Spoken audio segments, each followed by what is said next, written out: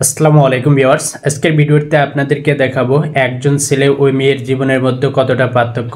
তো চলুন পুরো ভিডিওটি আমরা দেখে নেই। ঈদ শপিং এর বাজেট কত?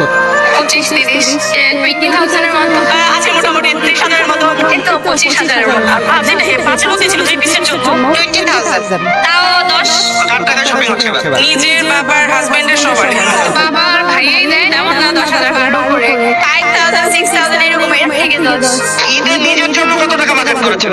নিজের জন্য এখনো করা হয়নি। নিজের কোনো বাজেট নেই আসলে, নিজের জন্য এখনো কিছুই করা হয়নি। যখন থেকে কাজ করা শুরু করেছি তখন থেকে আসলে মানুষ মানুষের জীবন থেকে হারিয়ে যায়, এরকমটাই হয়ে যায় আর কি। নিজেদের কমাই রেখে বাচ্চাদের সুখটা দেখতে ভালো, ভালোবাসার মানুষের জন্য তো একটু কষ্ট করতেই হয়। সবচেয়ে কম থাকে মানুষের করবে নিজের ফ্যামিলিকে খুশি করার পরেই নিজের জন্য যা হয়। অনেক বছর যাবতীয় নিজের জন্য কখনো বাজেট করা হয় না। ঈদের জন্য নিজের শপিং বাজেট করা হয় আগে ফ্যামিলির জন্য কিনে পরে লাস্টের দিকে নিজের জন্য তেমন কিছু না, নিজের জন্য সামান্য বড়টাই পরিবারের জন্য পরিবারের কাছে নিজের জন্য বাজেট আসলে তেমন কিছু নাই। ফ্যামিলির জন্য ওয়াইফের জন্য শ্বশুরের জন্য নিজে কোনো কিছু করি।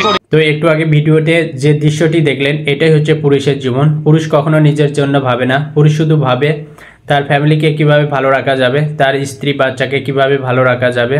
তিনি কখনো তার নিজের জন্য কখনো মার্কেট করে না, প্রথমে তার ফ্যামিলির জন্য মার্কেট করে। তো ভিউয়ার্স, ভিডিওটি ভালো লাগলে লাইক কমেন্ট শেয়ার করবেন এবং পেজটি ফলো দিয়ে রাখবেন।